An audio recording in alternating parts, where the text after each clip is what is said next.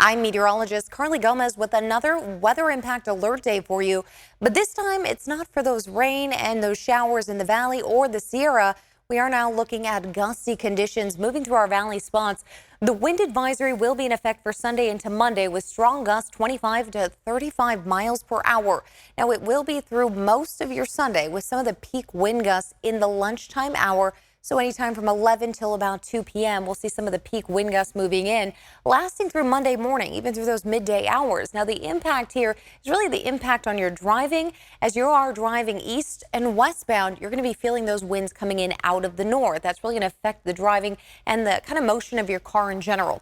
Also seeing impact here with those trees, down limbs, as well as those potential down limbs onto power lines may be a factor in your day. Now, the need for you is to use caution. Make sure you are aware of what's happening on the roadways. Is there any debris in your lane, as well as just driving and taking it nice and slow as you are traveling. Give yourself enough time to get to your destination. Now, the low pressure system has moved toward the east, and we are still seeing something from the north. The low pressure there delivering quite a bit of moisture still for the Pacific Northwest, but this trough that'll be funneling in some strong wind gusts from the north is what's really going to be affecting us from Sunday to Monday. Those strong gusts are going to be really seeing a pressure gradient, a high pushing up against that low pressure, creating those strong winds. And notice how the winds and those clouds are beginning to move from the north to the south. And that's exactly that flow that we will be seeing as we move into Sunday. Now, in the last 24 hours, we did get quite a bit of rain, as much as a third of an inch to almost a half inch in certain spots here. You can see some bigger accumulations there in blue. We got a little bit more than a tenth of an inch in Auburn, and higher areas of the Sierra saw more precipitation. Now, these are just rain totals here, but they did get quite a bit of snowfall, especially Lassen, seeing in the last 48 hours 15 inches. But for areas around Truckee, Donner Pass, and South Lake Tahoe, they really only got about 5 to 6 inches of snowfall. So not quite as much as we were hoping to see. But what we did see happen there is a lot of the moisture was there. It was just that the temperatures weren't. We were hoping that these temperatures were dropping significantly in the Sierra to create a lot of snowfall. Unfortunately, they were teetering at some of the higher points there between freezing point and not freezing. So when we saw that finally land, it was more of a slush rather than those solid snowfall and snowflakes falling there. A wind advisory is going into effect in the valley, as mentioned, for Sunday, but lasting until 10 a.m. on Monday. Notice these spots here in that brown.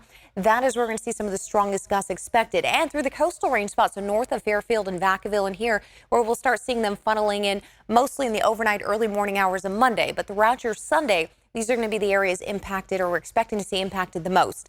As we look at our 500 millibar chart, you can actually see where that happens. As we get a high pressure building over in the Pacific here, you see kind of building that nice little ridge.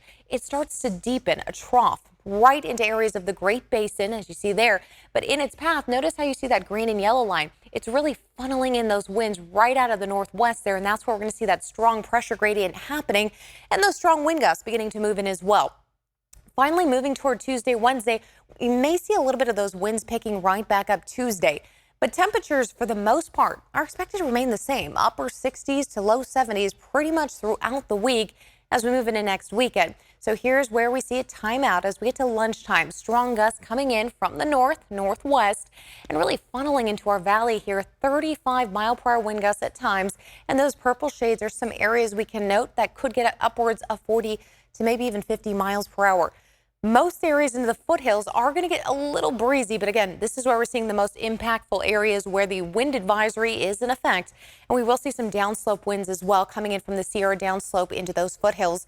Now moving into Monday, 4:30 a.m., things start easing up just a bit, but we're still seeing some of the strong points here through that coastal range and areas right out of the northwest and funneling through I-5 and 99. So just be careful as we start moving Sunday to Monday.